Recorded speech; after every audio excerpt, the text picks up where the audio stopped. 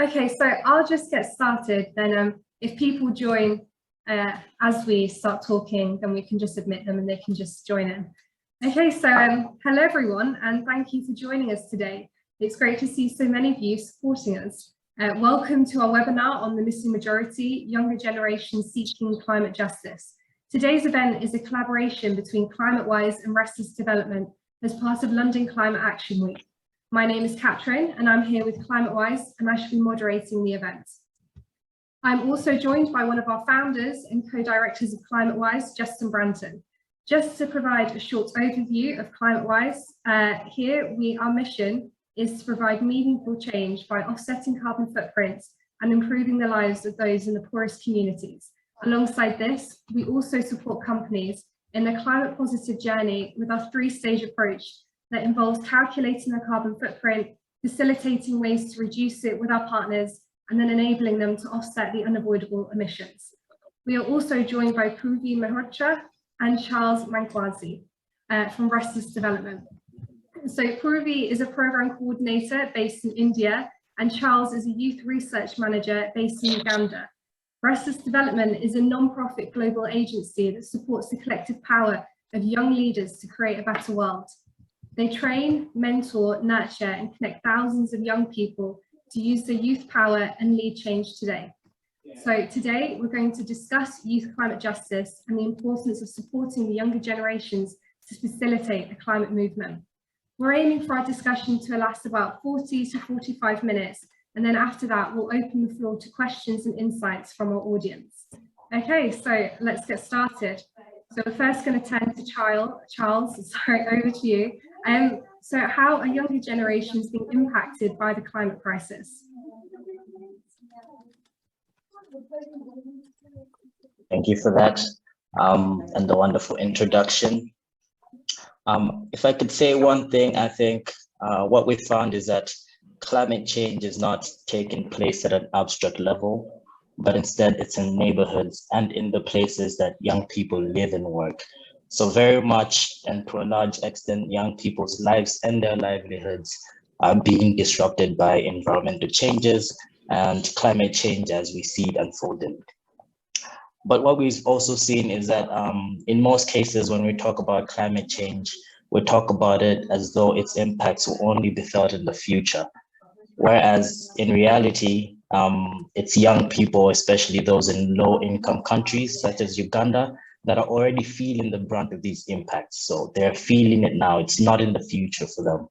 And I kind of like the emerging emphasis that we're starting to hear more and more about taking care of people and planet. Because yes, young people do depend on the planet for their livelihoods. We all depend on the planet actually, and without it, there's nothing else. Interestingly, from our research, where we're looking at the impact of climate change on young people's lives in Uganda, we saw that in the past 1 year alone, more than 76% of the young people that we spoke to said that their livelihoods have been disrupted. And with these disruptions, young people are starting to experience climate-induced trauma and anxiety.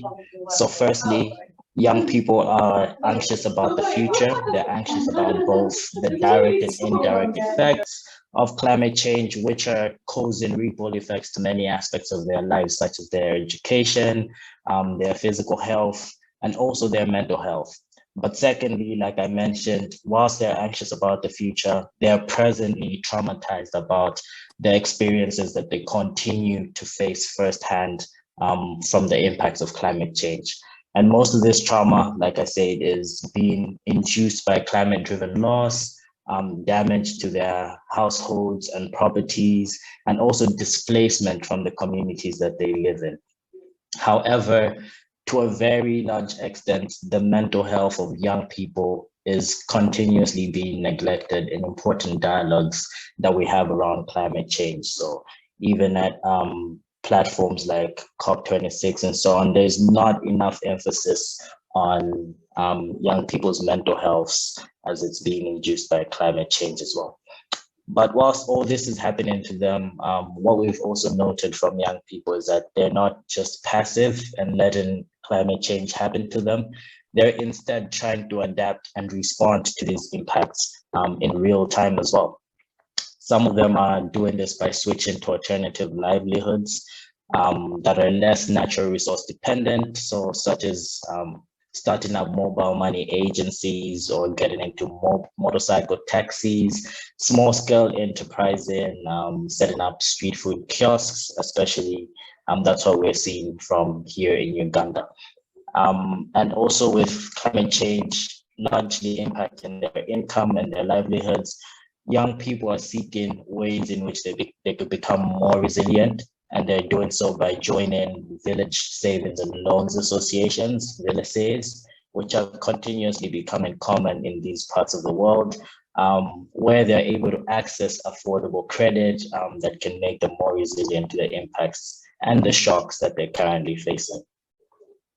For young people that are still focused in the agricultural sector and they're still rooted in there, most of them are turning towards planting drought-resistant crop varieties and trying to explore low-cost, small-scale irrigation systems as well, so that they can be able to become more resilient to the impacts of climate change.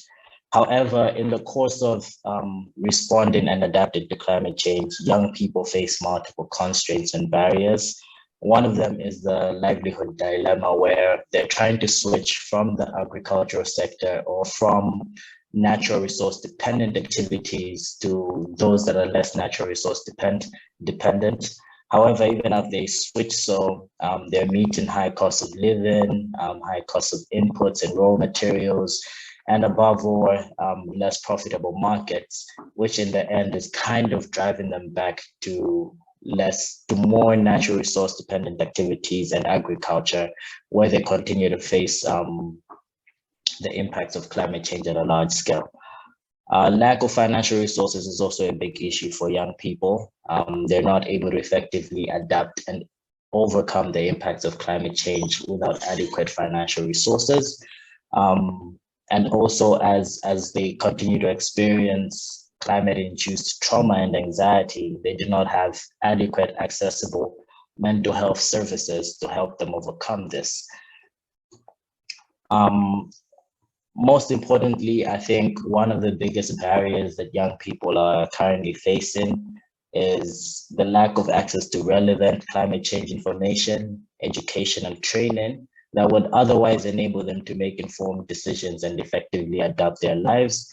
And then also the lack of an enabling civic space where they can really come through, put their voices to the front, and share their lived experiences about how they're being impacted by the climate crisis and how best they can be supported. So their voices simply need to be heard now more than ever.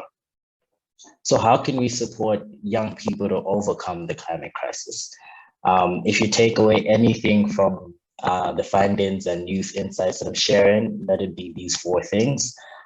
Firstly, we can support young people by increasing their access to financial support. So promoting more informal financial services such as the VSLAs, which is just one aspect that I mentioned, but there are definitely more avenues that can be explored.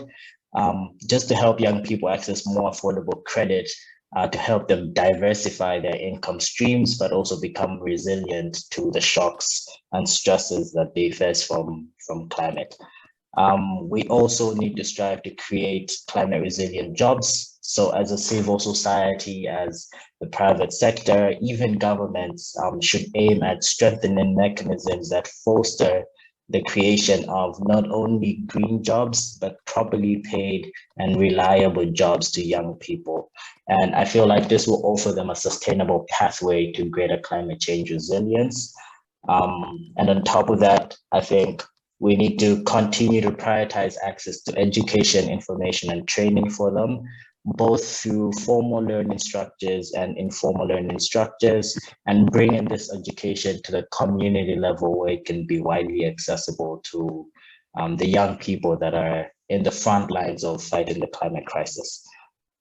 And at the top of it all, I think as a sector, we need to provide a more enabling civic space for youth engagement, whereas we can perhaps facilitate stronger and inclusive dialogues between young people and decision makers so that they're given the space to amplify their voices, especially the voices of marginalized youth and young women, and ensure that they're not being left behind in the delivery of climate action and sustainable development.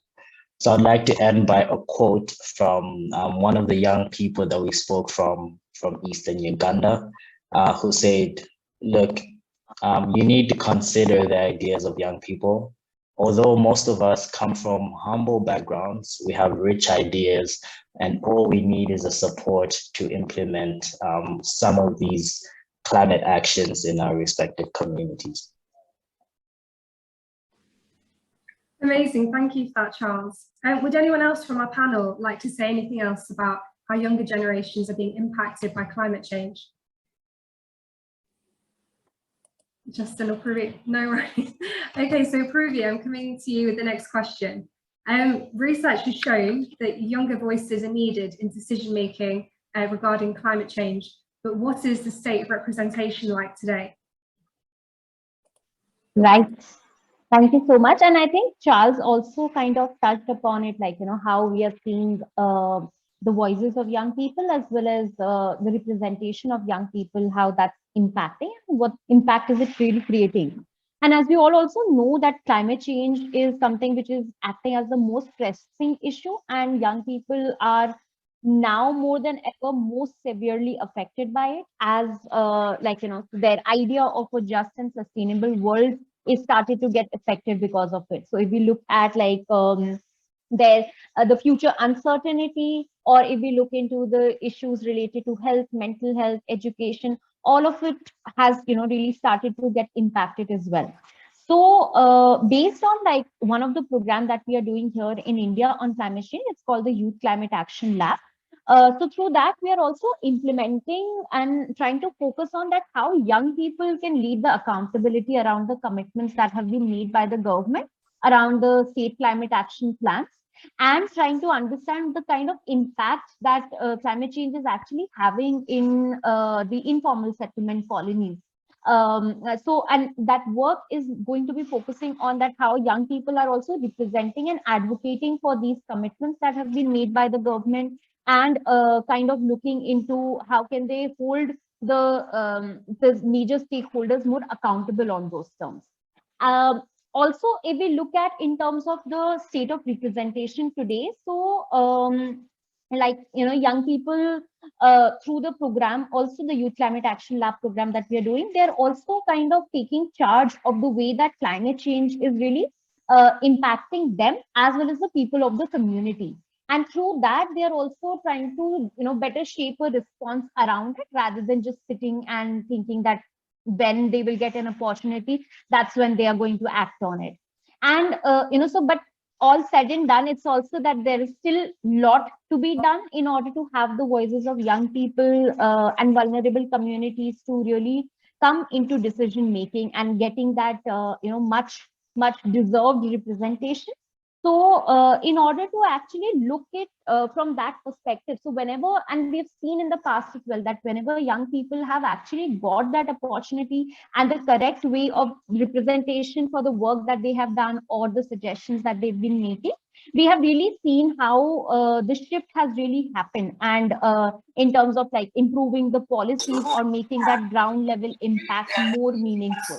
So this is definitely it's a continuous process where listening to young people and tracking the commitments will really act on having better representation for young people. Trying to create just wanted to add that. Direct those people donating.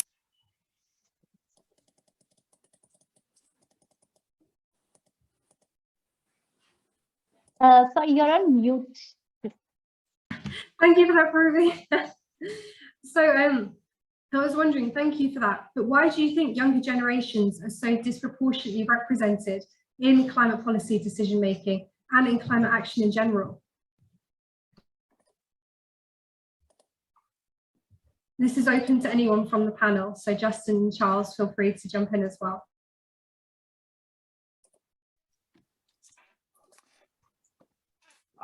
Look, I think there are some generalizations to be made here, but when you look at the kind of population of the world and actually the proportion of the population that young people make up, they don't have a representative voice on any organization. And I think, maybe Charles and Paul V kind of hinted at it, is that they need a space where they can actually engage with decision makers, or whether that be political decision makers or people actually who are holding the purse strings.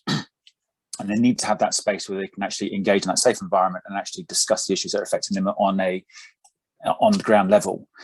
And as Charles kind of, I think, alluded to as well, is when you are impacted by climate change, you'll probably come up with the solutions to either adapt to it or to combat it, because it's personal. You're invested far more than sometimes a lot of policymakers who tend to be a little bit isolated or insulated from the overall impact of certainly climate change.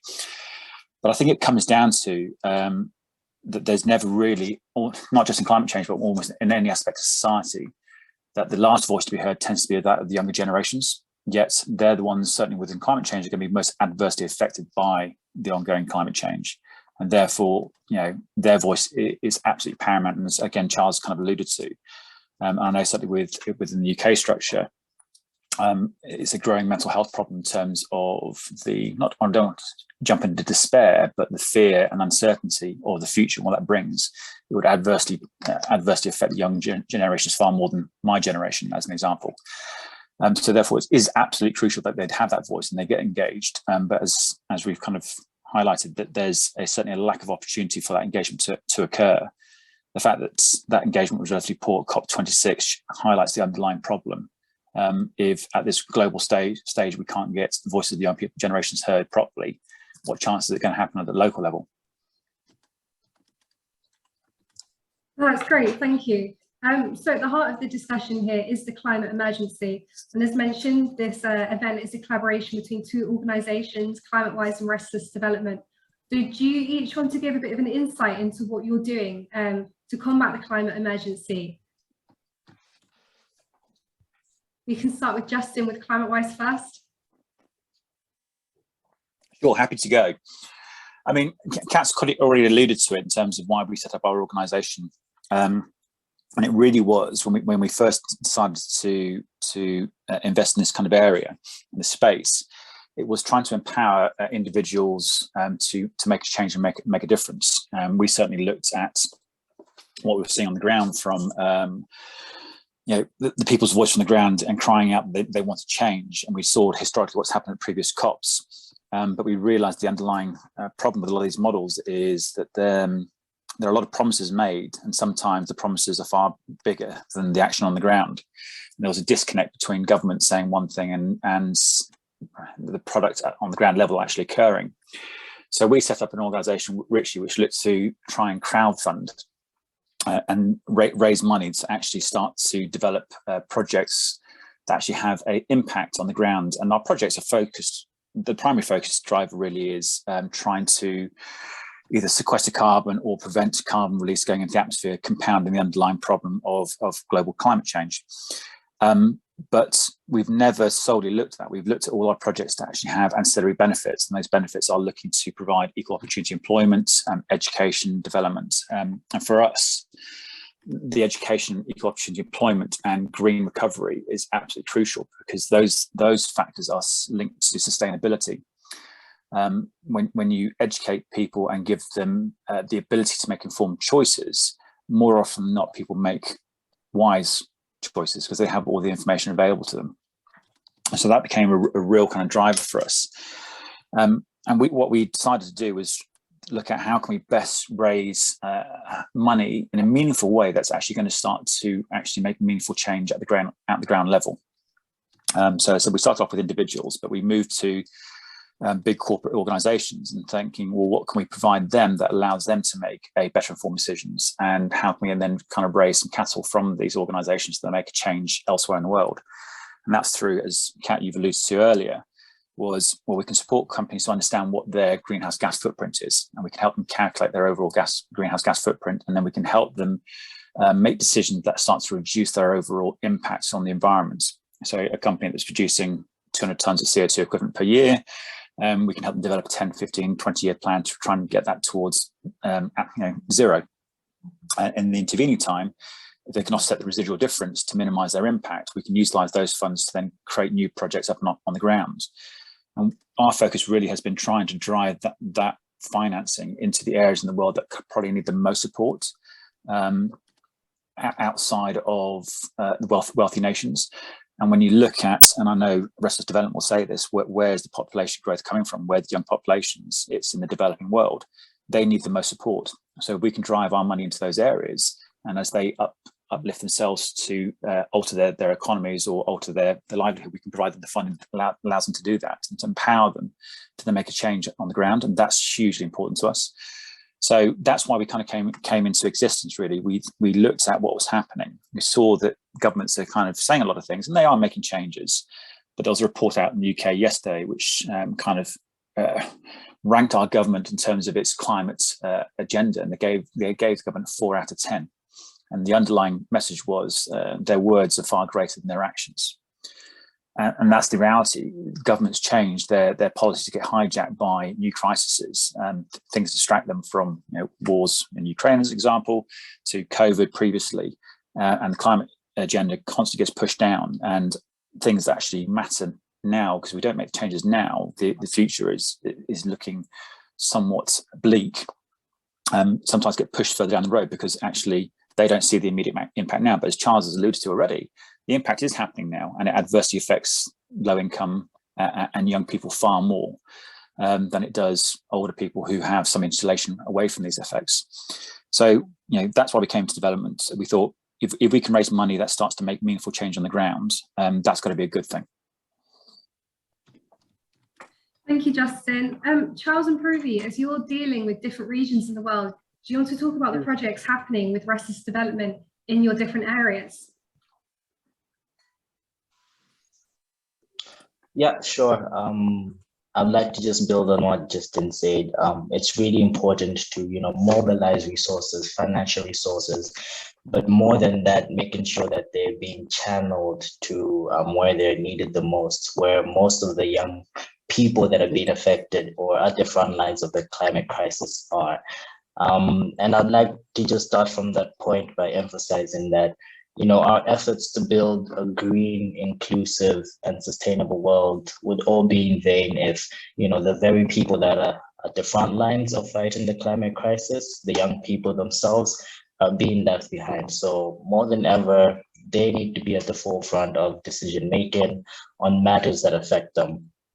And in terms of some of the initiatives that we're taking towards this, we're also coming from a point of realization that climate action needs an intergenerational and intersectional approach that engages different types of young people, marginalized young people, young women who also face additional barriers and impacts from climate change, and also recognizing that the climate crisis is also a justice crisis and a gender crisis. So really looking at climate action from an intersectional approach and an intergenerational approach where we're both having input from older generations that have the power and hold the keys to decision making, but also bringing young people on that same page who will be feeling the brunt of climate change now and in the future. So we're doing a campaign which started last year called the Missing Majority Campaign. And coming from last year's COP, which was actually dubbed as the most important COP of our lifetimes. However, it remains to be seen whether it achieved what it wanted to or not. But I was at COP myself, and one major thing that I noticed was that young people were being excluded from the most important decision-making forums where, the actual decisions, the packages, and all of the discussions were being made. You would find them in other spaces, in the corridors and side events, but not in the key decision-making rooms. And this exclusion just goes to say a lot about the seriousness that policymakers have towards young people. So without the inclusion of these voices of the world's younger generations at such crucial times, climate action or any climate initiatives that we may be taking on as a world will definitely fail. These young people need to be at the center of this. And young people themselves are expressing that they want to be part of the solution. However, they face daunting obstacles as they try to do so, including a lack of resources, a lack of access, especially to such platforms, to such forums, and also just the necessary capacity that they need to effectively contribute to this. So with the Missing Majority campaign, which we started last year, we supported a number of young people to go to COP26, just to have additional voices of young people there. But we wish to engage other partners, collaborate with civil society, to mobilize as many young voices and support them to have the access to COP27, especially, which will be in Africa. So that would be monumental for young people in Africa who are also facing the brunt of climate change impacts. So with this campaign, people could join us and support youth power by, firstly, I think the most important thing, handing the mic to young people, whether it's within these platforms, whether it's on socials, whether it's on any channel where their voices can be made. Young people must be given the mic to have that platform to speak in important dialogues, especially. And then also going further to engage young people to build climate action plans. We feel that such plans, when developed collaboratively with young people, would really help deliver the support that they need to adapt and respond to the climate crisis. So for example, we would like to see maybe an establishment of something like youth sustainability envoys, or young people that are selected as representatives from every country on a short term, maybe a year to two, that can effectively contribute to the design and implementation of both national and international climate commitments. And like Porvi alluded to earlier, the key point of also being part of such decisions is that young people then have the opportunity to hold leaders accountable to the actions and commitments that they make. And then also just going further by perhaps supporting initiatives that are taking climate education to school, because we've seen that this is where a big gap is in terms of access to the necessary information, but also the capacity that young people need to not just be in the spaces, but to influence, to effectively also advocate for other young people and really bringing their input into decision making. So the best way we can prepare younger generations is by educating, training, and providing information for them to support their adaptation and mitigation of climate change. Yeah, I'll pass it to Porvi if you have any additional words. Thank you, Charles. I think, yeah, majorly you have covered everything that we've been trying to do to tackle climate change. But just two more important things, like, when we talk about young people taking charge and taking action for climate change, one thing that I would say, like, often we find ourselves at a dead end, like, once we have started to work around something and, we really feel this is going to really help change around the dialogue that we are having around climate change. But then we also look into trying to understand that there would be some movements, there would be some actions that people would want to take, but there is still a bit of limited access and resources that's available to them. So in terms of that, restless development is also, trying to build up on something called like a youth fund, where we also, want to fund people, we want to fund grassroots level organizations who can really, take on the work that they have started around climate change to, actually show a bigger impact that it can. So that's another thing that, and I think, like, many organizations and many foundations should also like look into that aspect of it, because that's something which can really impact in encouraging the people who are also trying to start something around that dialogue and conversations of climate change. And another thing, just to end it, like, so even as a strategy of looking at organizations like both Climate Wise and Restless Development that work with people on climate change and, have that basic foundation.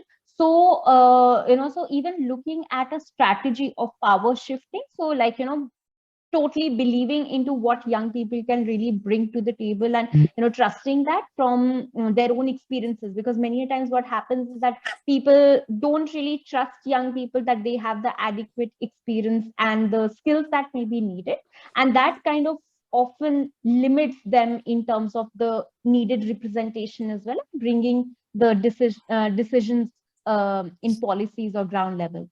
So that's also another thing I thought, like, just to add around power shifting as well as the youth fund point of view.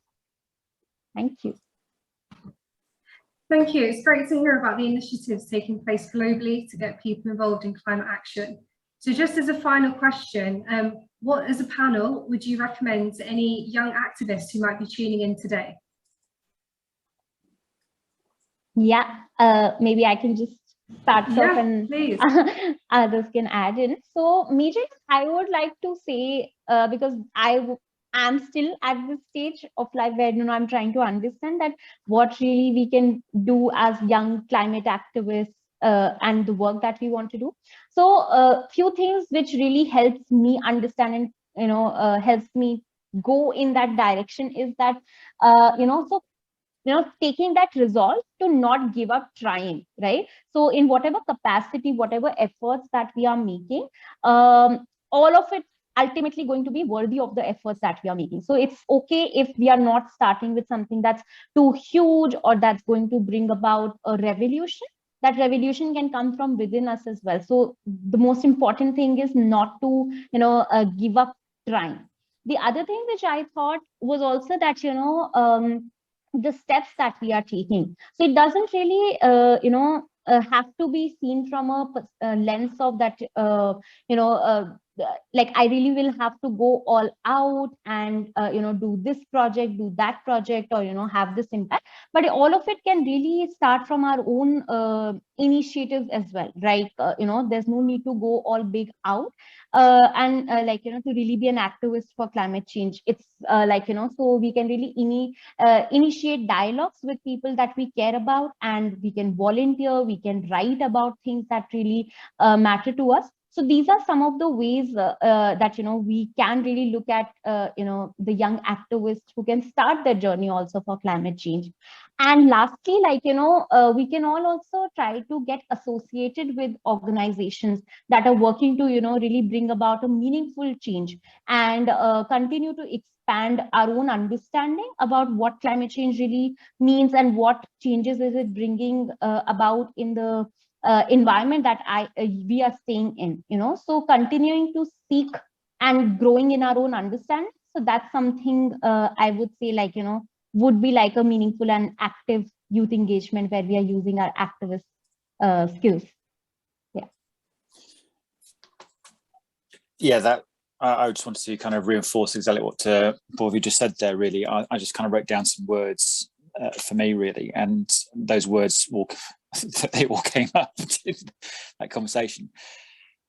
For me, young people really are they still have that growth mindset, the ability to want to carry on learning and developing and looking for solutions. And what I suggest is never lose that, never transition to this fixed mindset form that you can't make a difference, because you can make a difference, whether it be from the individual level or influencing the people immediately around you or influencing up. Never stop that belief that you can make a difference.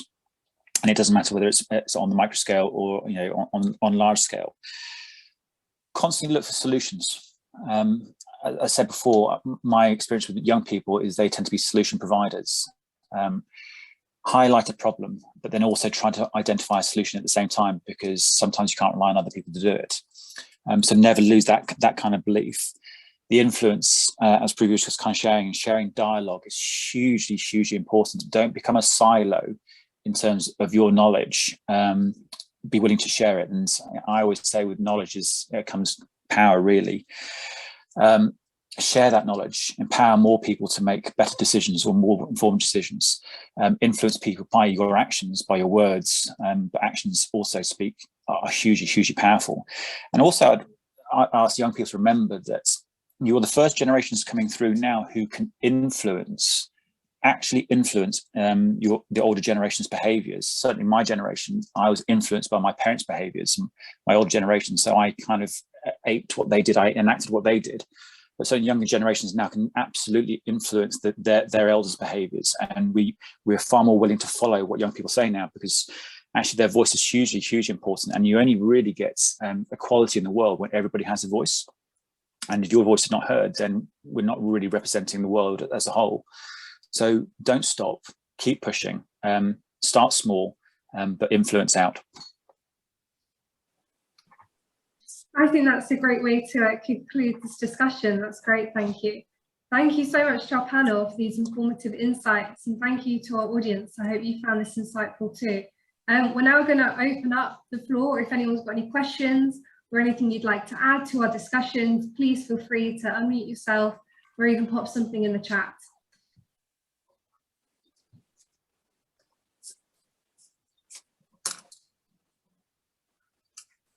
Yeah, Tim, I can see has raised his hand, please. Go ahead. Because we face such an urgent situation, needing to get big emissions cuts this decade, I feel that priority needs to be identifying who will actually make those big emissions cuts, and most of them will need to come from the wealthy nations because they account for most of the emissions. And it seems to me that it's the banks which campaigners need to focus on, because if we threaten their profits, they're likely to be much more responsive than the governments. The governments have spent decades talking about climate and achieving very little. So I wonder what people think about there being strong campaigns in wealthy nations where the money is to threaten the reputation of the banks among their customers so that they become responsive to moving their funding away from fossil fuels.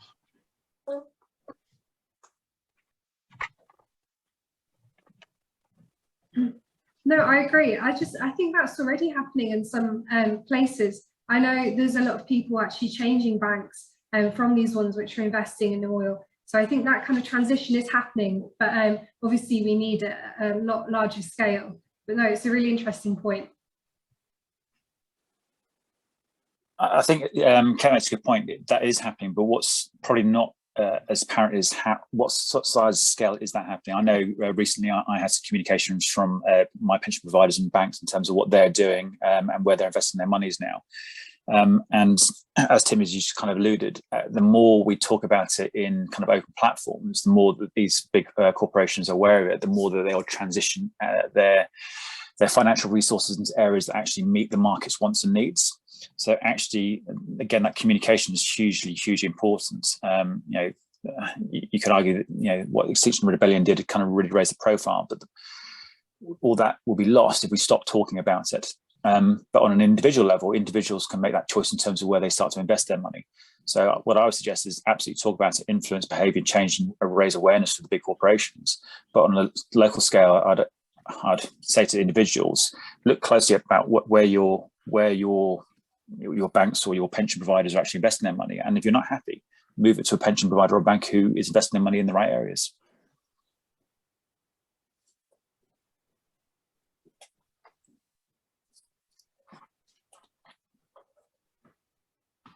Has anyone else got anything else they'd like to add? Sorry, I've just seen a message in the chat. Are we doing enough to reserve fossil fuel? I'm not sure. I'm sorry, Andrew, I don't know the answer to that question. So he says the energy crisis could get worse during the winter months. Are we doing enough to reserve fossil fuel? Justin, that might be one for you. I know you're probably a bit more well versed in this area. As in, I missed the question. Are we doing enough to? What was the question again? Like to build on it a bit more.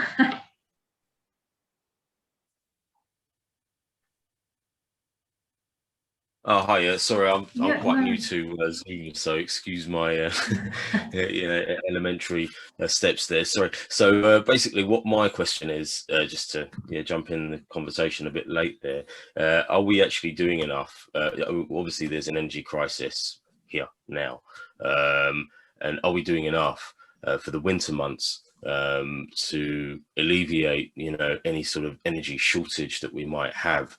I think it's going to be more, I don't think we're quite seeing the bigger picture yet. And I think that it might roll out in a few months' time. But obviously, if we're hitting an energy crisis now already, can you imagine what it might be if we hit a really bad winter? If we've not got reserve stock, if we've not got reserve to get us through that period, how are we going to do it? What's going to happen? Is the energy prices? I predicted that energy prices in the petrol prices would go up to like £2.50 in fuel by the end of this year. I wonder if that's really going to happen. That's what I'm sort of getting to. £2.50 is going to be quite high. You're not wrong, and I mean, there's every indication there's no kind of let up at the moment in terms of the direction that the fuel crisis is certainly heading. Yeah. Are we doing enough? I would say, look, from my perspective, no, we're not.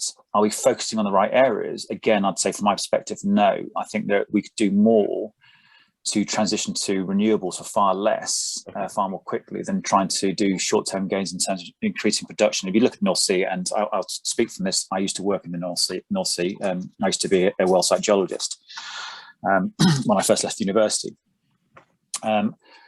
The reserves aren't huge. The oil fields tend to be quite small. They're quite expensive to get to in the first place. And then even when you bring the oil to shore, it's not going to replace the shortfall that the dispute over in Russia and Ukraine is currently causing, because they produce millions and millions of barrels per day, and we might be able to increase our production by a couple 100,000 barrels per day. That's reality. But we could have a huge impact in terms of how we waste energy hugely within certainly within this country, but also within the developed world. For far less money, you could spend that money on cladding and basically insulating houses, so far less energy is wasted. If we had a more robust transport network, people wouldn't have to rely so much on jumping into a car or a vehicle to get from A to B. So there's lots of things we can do, but none of them are short-term solutions. So I think the reality is there's going to be a huge impact over the winter months as people had to make a decision in terms of how do I heat my house versus how do I get to work. Yeah, because a lot of what you suggest, so a lot of what you suggested there, they're more long-term solutions to a problem that is literally just around the corner and going to worsen, very, very quickly. They are. I mean, cladding insulation. You could start to drive that up. Solar powers, wind farms. You could drive that production up, but there's no quick solution in terms of increasing oil production or gas production either. An average drill might be 120 days to access a new field, which might then be found to be nothing there or not enough resources or abandoned a well. And going back for a short-term solution, I think history teaches us we're very reluctant to row back on something we've just invested in. So if we start to invest in fossil fuels again as a short-term solution, it won't be a short-term. It will be a consistent thing. There is no easy solution to this. I imagine what will happen over the winter months is we're going to have to go to the outside world to find out where we can get our resources from, whether it be liquefied natural gas from America. But we're also going to have to make decisions in terms of how we utilize our networks going forward to access energy, and we're going to have to make more informed decisions in terms of how we get from A to B. I think that is reality, and unfortunately, once again, it's certainly the poorer communities that are being impacted the most. I think it will actually impact right the way up the chain, because obviously transporting goods, any sort of, it's going to really sort of impact everything in the end. Obviously, it's something to be concerned about. But the other side of what I was sort of going to bring to the table was that we're only producing 20% of 20% of all energy is being produced by renewables. or that's what we say at the moment. And of that 20%, you know, most of it is being provided by stuff that we burn still. You know, it's biofuels. You know, it's not really, you know, we're producing something like 1.6% via solar, 0.4% is via thermal, you know, using heat from the ground. Yep. It doesn't really, you know, so you know, we're not really doing what we could be doing in the way of, you know, the transition's not really happening very quickly. And my feeling is that it comes down to, it's not just my feeling, my theory, sorry, let's put it like that, is because I think it's the technology is not moving, and it's not moved fast enough. So yeah. I think that they're definitely, yeah, for me, there's definitely barriers around technology, but there's plenty of technology out there that we could utilize and we're not utilizing, because there tends to be other barriers in the way to prevent that technology being utilized in the first place, from not in my backyard to, you know, actually governments not really incentivizing that new technology to take place. When you subsidize the fossil fuel industry to the extent that it is subsidized, and not other industries to an equal level, of course we're going to have this disparity in terms of where we're going to put our investment. And until that really is kind of hammered home, at one stage you got the government saying, "Oh, we want to be net zero by 2050," but then they're trying to open up a new fracking mine in the middle of Yorkshire. You know, again, I just saw something come up from Tim about onshore wind farms. But again, you know, people see it as an eyesore. What I would suggest is a coal power fire station is more of an eyesore than a wind farm. Okay. And so it's trying to overcome public. I went to Reset Connect. I'm glad you actually brought that up as a topic, because it actually leads me in very, very nicely. Sorry, I don't mean to hijack the whole. If anybody else wants to jump in here, really, I'm hijacking it a little bit here, but I just want to quickly jump in there and sort of say about the wind farm. So the topic that came up about wind farms, and I'm, you know, obviously I'm pro renewables, and I've got my own reasons for that. But one of the things that came up about wind farms, I think, is under, you know, and this is what I was sort of saying, the impacts of, what are the impacts of the renewable energies that we use today. One of the biggest impacts that obviously solar is only taking up 1.6, and wind is taking up like a huge slice of renewables. It really does provide quite a lot in the way of, you know, our renewable gains.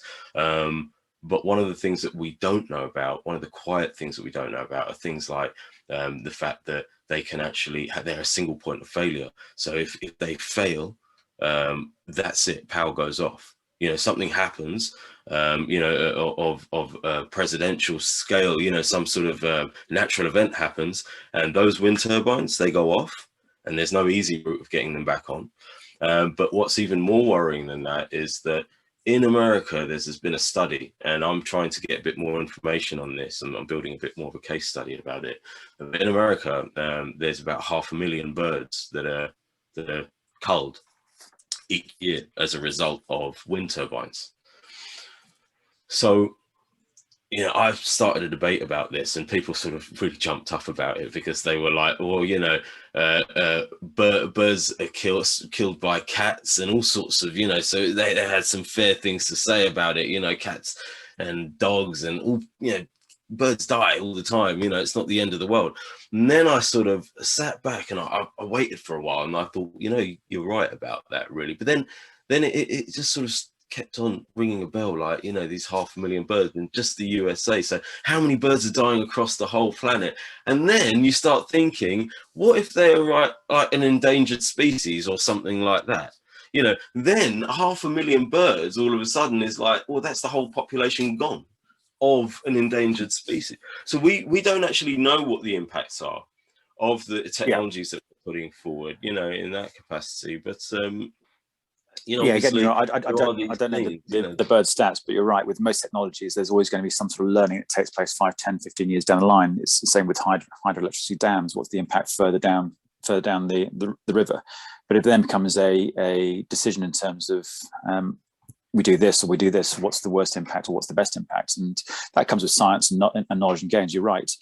And you're right again. If there is, if there's no wind, you generate no power, which is why there needs to be flexibility and capacity within the system. You need to be able to access power from other areas. So again, I think going forward, you've got to look outside of individualized nations, and actually nations looking to share resources. So if some part of Europe, as an example, has wind and access power, it can be transported around other parts of Europe and vice versa.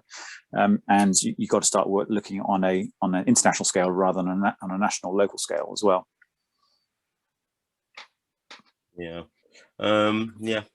I mean, I think that there are, that's just something that needs to be investigated a little bit more. How many birds, what types of birds are dying as a result of these wind turbines going on, which are brilliant technology, and obviously the most worrying thing is that we don't keep using them for the moment, because obviously we have got this climate issue, but thank you very much for for having me, and are you quite scientific in your understanding of the various technologies that are available? I come from a science background and an education background, so I tend to dabble in lots of areas. I wouldn't say I'm an expert in any area, but yeah, I do come from a science background. Okay. Before I leave the conversation, we will leave the conversation. There's like a video I'd like you to check out, and I'd like you to give me your opinion on it. Sure, if that's okay. And anyone else who's on the chat, I appreciate that feedback. Sorry, carry on. Anyway, I'll stand back now. There's a question there about onshore wind is very cheap. Government should stop planning restrictions against it. That's probably a good. Good question. It comes. Yeah. I don't disagree, but then you get local, as I said, it's not my backyard syndrome. That's right. Yeah, you can't have it in your backyard. You can't actually have a wind turbine in your backyard. Is that right? Yeah. Yeah. So it's no. Perfect. Kat, any other questions? No, unless anyone else has anything else to say. Thank you for that, Andrew. Thank you. No worries. Okay. So yeah, just lastly, if I can just leave you with this, I've come up with a bit of an idea for a technology. Okay, and I can prove that I think that it works. Okay, I think that I can prove that I think it works. It's a modular technology, and it just requires a little bit of moving forward from where I am at the moment. So I've got a prototype of it. You can see the video of it, but basically how it works is it works by motion alone. Okay, I know you're recording this, so that's quite good, but it works by motion alone. Okay, so I am going to potentially, I'm looking, I think, at crowdfunding, so I'm looking for young people to get involved in it. If possible, spread the word. I'll put the video link. But what I want, ideally, if anyone can, watch the video and give me an idea if you think how this technology works. Okay, because 2% of all industry uses either solar or they use thermal energy. Okay, you might be aware of that. Only 2% of the entire industry. The entire rest of the industry uses a turbine to generate electricity. Yeah, Nikola Tesla, the turbine, you might be familiar with that side of it. Okay, so that's what drives everything. Nuclear, at the end of a nuclear power plant, you've got a great big steam engine, and that steam engine fires a turbine, and the turbine spins round, and that generates electricity. Okay, so that's the element that we're thinking we could actually improve.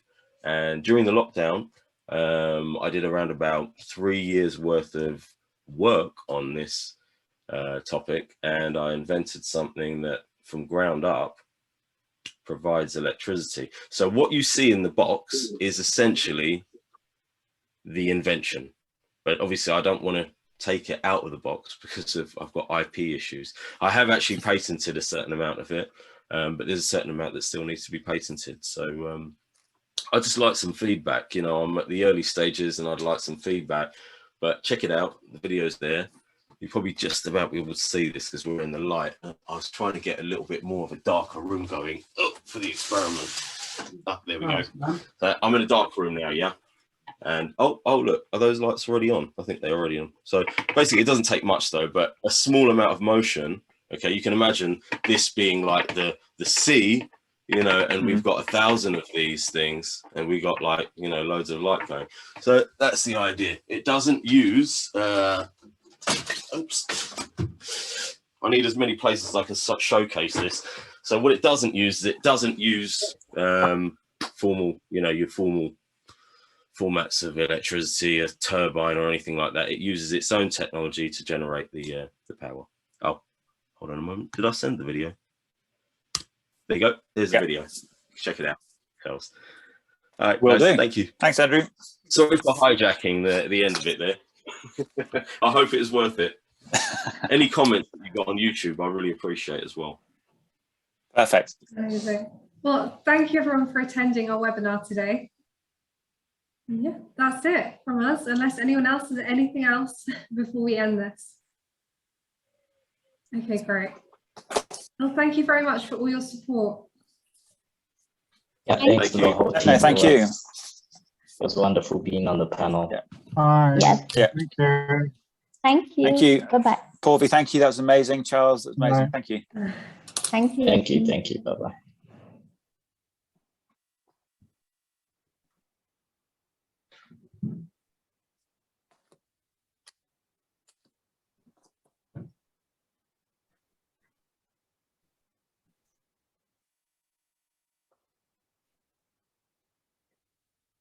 You record all that?